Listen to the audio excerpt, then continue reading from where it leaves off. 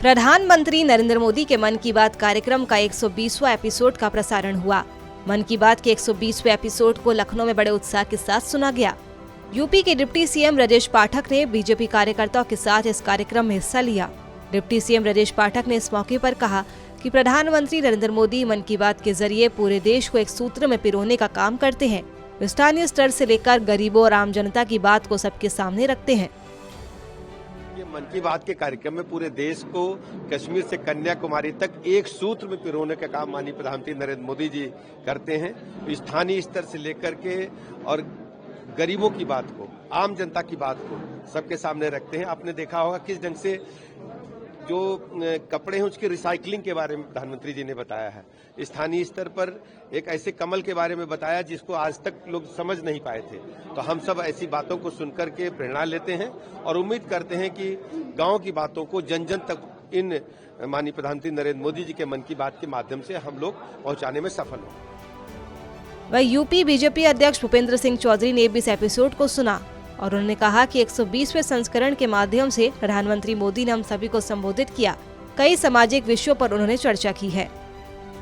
मन की बात आज 120वां संस्करण के माध्यम से माननीय प्रधानमंत्री जी ने हम सबको संबोधित किया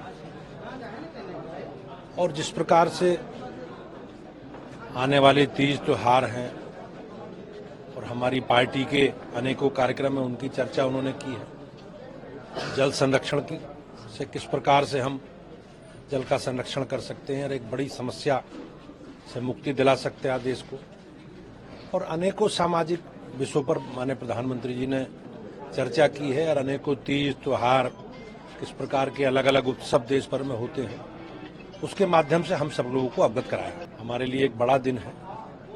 आज से नवरात्रों की शुरुआत है और हम सब लोग देवी शक्ति की पूजा करते हैं। हमारे लिए एक बड़ा अवसर है और देश के करोड़ों लोगों की आस्था से जुड़ा विषय है।